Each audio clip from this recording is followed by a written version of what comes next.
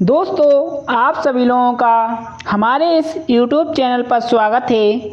जैसा कि आप सभी लोग हमारी वीडियो की थंबनेल में देख चुके होंगे, आज के इस वीडियो में हम आपको मैनेजमेंट सब्जेक्ट के चैप्टर 5 जो बात करता है नियुक्तिकरण के बारे में, उसके ऑब्जेक्टिव क्वेश्चन लेकर आए हैं।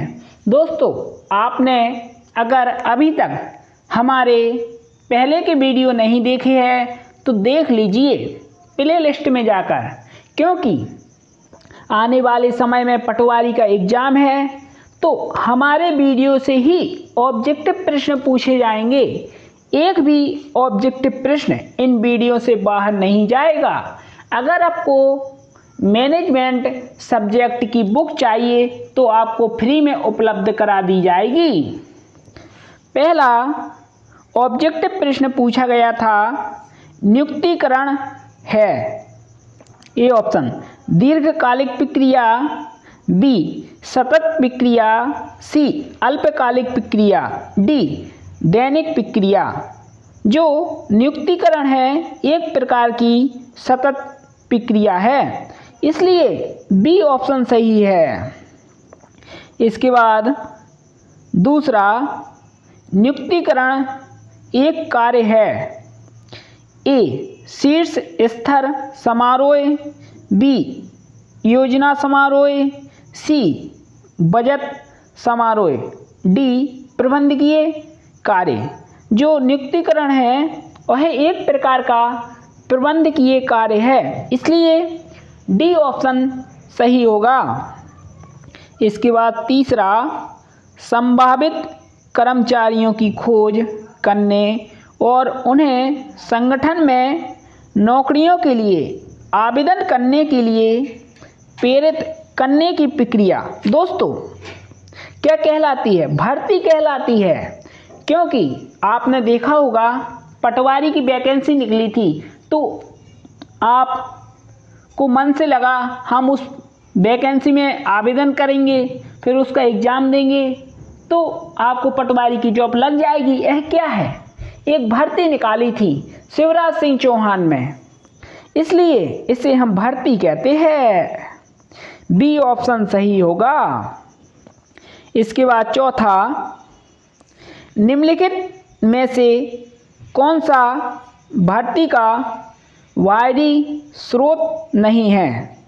दोस्तों, इसका ए ऑप्शन है विज्ञापन, बी पद उन्नति, सी रोजगार कार्यालय, डी सीधी भर्ती।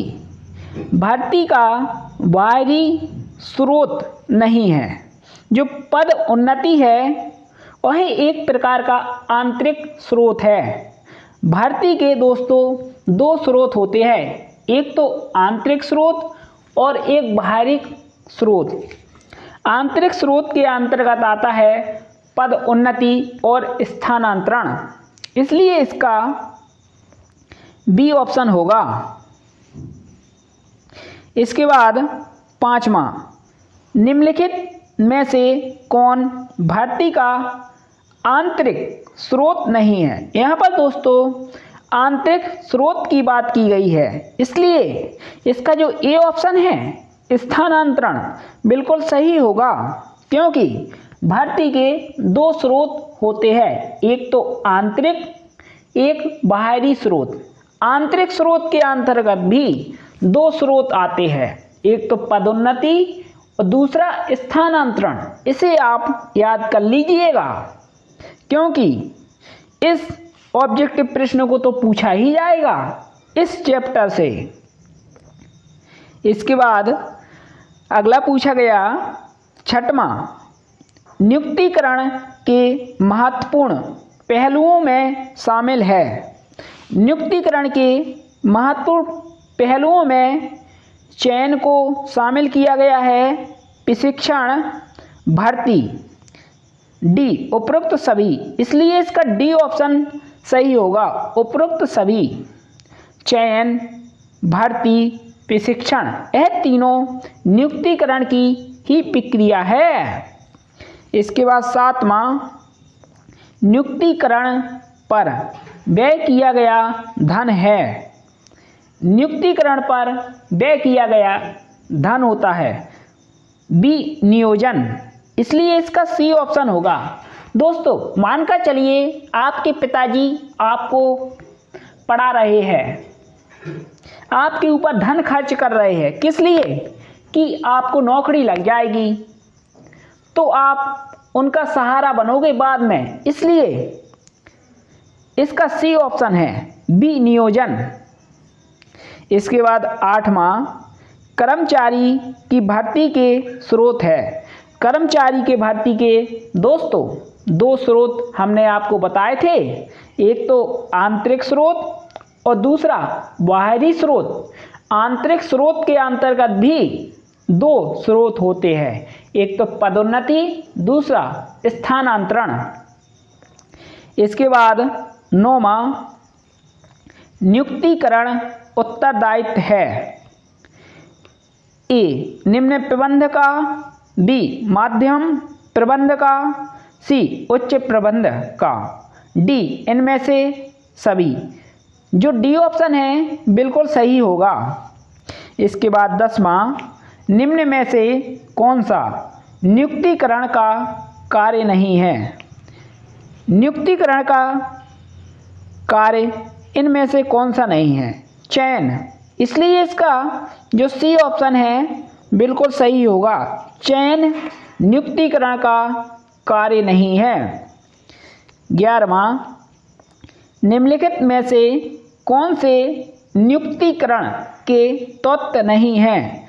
नियुक्तिकरण के दोस्तों 3 तत्व होते हैं, एक तो भर्ती, चयन और प्रशिक्षण, इसलिए इसका जो बी ऑप्शन है प्रबंधन बिल्कुल नहीं होगा, इसलिए आपको इसमें बी ऑप्शन पर ही टिक करना है।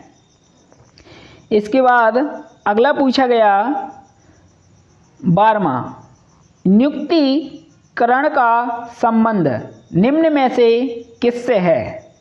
नियुक्तिकरण का संबंध दोस्तों मनुष्य से होता है, क्योंकि मनुष्य की ही नियुक्ति होती है जॉब के अंतर्गत, किसी माल की नियुक्ति नहीं होती, ना ही मशीन की, ना ही उपकरण की, इसलिए ए ऑप्शन सही है मनुष्य। 13वां नियुक्तिकरण की विशेषताएं है। ए ऑप्शन सतत कार्य, बी वर्तमान एवं भावी आवश्यकताओं की पूर्ति, सी सभी प्रबंधकीय स्तरों पर आवश्यकता, डी उपरोक्त सभी। इसका जो डी ऑप्शन है बिल्कुल सही होगा, क्योंकि तीनों ऑप्शन नियुक्तिकरण की विशेषताएं है। इसके बाद 14वां पद उन्नति कर्मचारियों का ... का स्थानांतरण है। दोस्तों पद उन्नति, जब कर्मचारियों की पद उन्नति होती है तो नीचे से ऊपर प्रक्रिया चलती है। अगर कोई कर्मचारी पुलिस में है, अगर वह कांस्टेबल है, ऊपर उसकी नियुक्ति होगी तो वह प्रक्रिया नीचे से ऊपर चलेगी, इसलिए इसका ए ऑप्शन है ऊर्ध्वाधर, यानी कि नीचे से ऊपर की ओर पद उन्नति। ए ऑप्शन बिल्कुल सही है। इसके बाद 15वां भर्ती प्रक्रिया में खोज की जाती है। भर्ती प्रक्रिया में भावी कर्मचारियों की खोज की जाती है, इसलिए सी ऑप्शन बिल्कुल सही है, भावी कर्मचारियों की। इसके बाद अगला पूछा गया 16 चयन की प्रक्रिया होती है। दोस्तों चयन की जो प्रक्रिया होती है वह नकारात्मक होती है, इसलिए बी ऑप्शन होगा। 17वां भर्ती की प्रकृति या प्रक्रिया होती है। भर्ती दोस्तों एक प्रकार की सकारात्मक है, क्योंकि जब भर्ती निकलती है तो उसमें सभी प्रकार के व्यक्ति फॉर्म डालते हैं, इसलिए यह एक सकारात्मक प्रक्रिया है भर्ती। और जब चयन होता है, जब टेस्ट को जो लोग क्वालिफाई कर लेते हैं उनका ही चयन होता है, इसलिए यह नकारात्मक है। भर्ती ही सकारात्मक प्रक्रिया है, इसलिए ए ऑप्शन सही होगा। इसके बाद अगला पूछा गया 18वां, पद उन्नति का अर्थ है। ए ऑप्शन किसी कर्मचारी को उच्च पद पर स्थानांतरित करना, ये भी बिल्कुल सही है ए। बी उच्च जिम्मेदारियों को सौंपना, बी भी बिल्कुल सही है। सी स्थिति में वृद्धि, डी उपरोक्त सभी, इसका डी ऑप्शन सही होगा, उपरोक्त सभी। इसके बाद 19 अभिरुचि परीक्षा संबंधित है। दोस्तों यहाँ पर रुचि शब्द आया है, इसलिए आप बिना सोचे समझे सी ऑप्शन पर टिक कर दीजिएगा, रुचि, सी ऑप्शन बिल्कुल सही होगा। इसके बाद अगला पूछा गया 20 निम्नलिखित में से कौन सी चयन प्रक्रिया नहीं है। चयन प्रक्रिया नहीं है दोस्तों मनोवृत्ति उन्नयन, इसलिए इसका जो सी ऑप्शन है बिल्कुल सही होगा। इसके बाद अगला पूछा गया 21 खुली नौकरियों हेतु आवेदन करने के लिए योग्य व्यक्तियों को आकर्षित करने की प्रक्रिया को निम्न क्या कहा जाता है। दोस्तों पटवारी की खुली वैकेंसी निकली है, आपको आकर्षित कर रही है सरकार कि आप पटवारी का फॉर्म डालो, तो यह क्या है, एक प्रकार की सरकार द्वारा भर्ती निकाली गई है, इसलिए बी ऑप्शन सही है, भर्ती। इसके बाद अगला पूछा गया 22 नियुक्तिकरण एक अंग है। ए ऑप्शन मानव संसाधन प्रबंधन का, इसका जो ए ऑप्शन है नियुक्तिकरण मानव संसाधन प्रबंध का एक अंग है, इसलिए ए ऑप्शन सही है। इसके बाद 23 नए कौशल सीखने के लिए उम्मीदवार की क्षमता का आकलन करने में निम्न कौन सा परीक्षण सहायक होता है। इसका जो डी ऑप्शन है तार्किक योग्यता का परीक्षण सहायक होता है। तार्किक यानी कौशल परीक्षण होता है, इसलिए डी ऑप्शन बिल्कुल सही है। इसके बाद अगला पूछा गया 24 उम्मीदवार के बुद्धि कोश के स्तर को जानने के लिए किया जाता है। अगर कोई व्यक्ति आपकी बुद्धि की परीक्षा लेता है तो उसे बुद्धिमत्ता परीक्षण कहते हैं, इसलिए ये ऑप्शन बिल्कुल सही है। इसके बाद 25 यह उम्मीदवार के मानवीय व्यवहार को जानने हेतु किया जाता है। दोस्तों उम्मीदवार के मानवीय व्यवहार को जानने के लिए उसका व्यक्तित्व परीक्षण किया जाता है, इसलिए सी ऑप्शन बिल्कुल सही होगा। दोस्तों आप क्वेश्चन को इस प्रकार पढ़िए कि आपको समझ में आ जाए, उसी में आंसर छिपा होता है।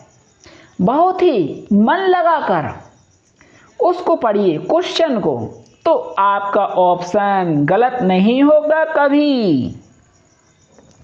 इसके बाद 26 नियुक्तिकरण की विशेषताओं में सम्मिलित नहीं है। इसका जो ये ऑप्शन है यह एक निरंतर प्रक्रिया है, बिल्कुल सही है। बी एक जटिल प्रक्रिया है। दोस्तों नियुक्तिकरण जटिल प्रक्रिया तो नहीं है, इसलिए बी ऑप्शन नहीं है। बी ऑप्शन पर इसमें आपको टिक करना है, क्योंकि यहाँ पर नहीं आया है, इसलिए इसका बी ऑप्शन है। इसके बाद 27 निम्न में से किस पद्धति का कार्यालय के बाहर प्रशिक्षण का उपयोग किया जाता है। कार्यालय के बाहर दोस्तों किस प्रशिक्षण का उपयोग किया जाता है? ए ऑप्शन फिल्म प्रदर्शन का, बी व्याख्यान, सी केस स्टडी, डी उपरोक्त सभी। इसका जो डी ऑप्शन है बिल्कुल सही होगा। इसके बाद 28 भर्ती भावी कर्मचारियों की खोज करने तथा उन्हें रिक्त पदों के लिए आवेदन करने के लिए प्रेरणा देने तथा प्रोत्साहित करने की प्रक्रिया है। यह परिभाषा दी है। इसका जो सी ऑप्शन है लिप्पो ने, इसलिए सी ऑप्शन सही है। इस प्रश्न को आप दोस्तों याद करना होगा आपको। इसके बाद 29 ऑन द जॉब विधि है। ए ऑप्शन कार्य पर शिक्षण की, बी कार्य बदली, सी अभिविन्यास प्रशिक्षण की, डी उपरोक्त सभी। इसका जो डी ऑप्शन है बिल्कुल सही होगा, उपरोक्त सभी। इसके बाद 30 भर्ती नीति के आवश्यक तत्व है। ए शीर्ष प्रबंध द्वारा भर्ती, बी आवश्यकता अनुसार भर्ती, सी योग्य अधिकारी द्वारा भर्ती, डी उपरोक्त सभी। इसका डी ऑप्शन सही होगा, उपरोक्त सभी, क्योंकि तीनों है ऊपर के, इसलिए डी ऑप्शन सही है।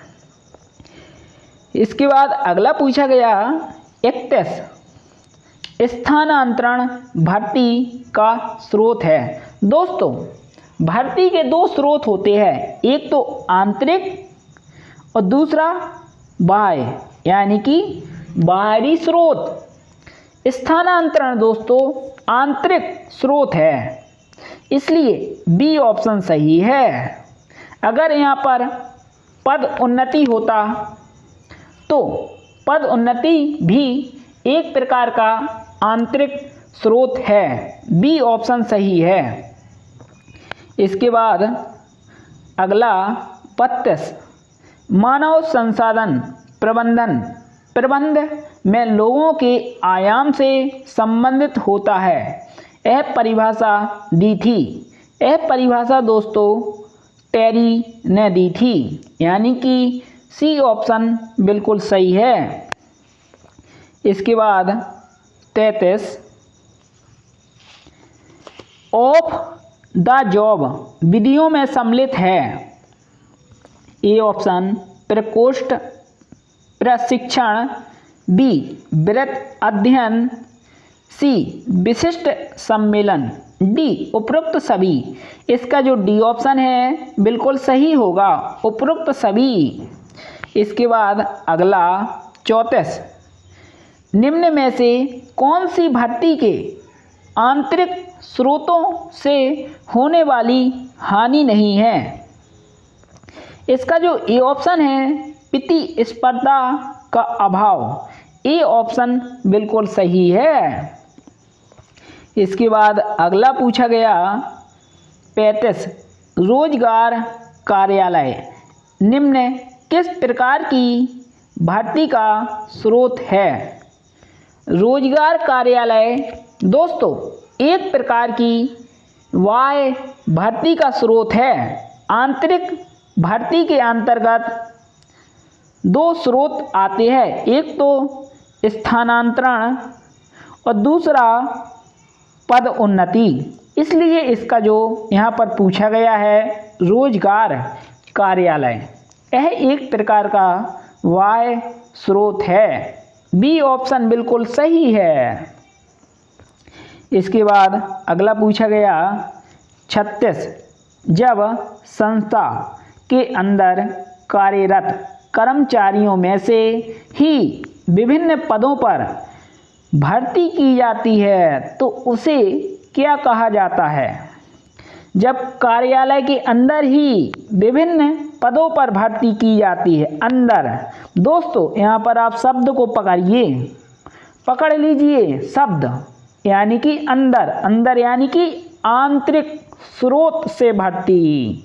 इसलिए ए ऑप्शन बिल्कुल सही होगा। आप दोस्तों एक एक शब्द को पकड़िए तो आपका ऑप्शन गलत नहीं होगा, यह मेरी गारंटी है, कभी भी गलत नहीं होगा। इसके बाद अगला 37 कर्मचारियों का चयन होता है। ए निम्न श्रेणियों के पदों हेतु, बी माध्यम श्रेणी के पदों हेतु, सी उच्चतम श्रेणियों के पदों हेतु। दोस्तों इसका जो डी ऑप्शन है उपरोक्त सभी पदों हेतु, डी बिल्कुल सही होगा, क्योंकि जो कर्मचारियों का चयन होता है वह निम्न पद के लिए भी होता है, उच्च पद के लिए भी होता है और मध्यम पद के लिए भी होता है, इसलिए डी ऑप्शन होगा। आप दोस्तों प्रैक्टिकल आजमाओ अपने ऊपर। जब पटवारी की भर्ती निकली थी, जब उसमें चयन होगा, कुछ लोगों को सबसे उच्चतम पद दिया जाएगा उनकी रैंक के हिसाब से। अगर किसी व्यक्ति के नंबर कम है तो उसे माध्यम का पद दिया जाएगा, अगर और कम नंबर है तो उसे निम्न पद दिया जाएगा दोस्तों, इसलिए डी ऑप्शन बिल्कुल सही है। इसके बाद अगला पूछा गया 38 नियुक्तिकरण कार्य अधीनस्थ प्रबंधकों की भर्ती, चयन, विकास, प्रशिक्षण एवं क्षतिपूर्ति से संबंधित है। यह कथन दोस्तों थियो हेमन का है, ये ऑप्शन सही होगा। इसके बाद 39 वह प्रक्रिया जिसमें कार्य हेतु व्यक्तियों की पहचान करना, परीक्षण करना, स्थापना करना, मूल्यांकन करना तथा विकास करना सम्मिलित है, क्या कहलाती है? दोस्तों उसे हम प्रशिक्षण कहते हैं, इसलिए इसका जो डी ऑप्शन है बिल्कुल सही होगा।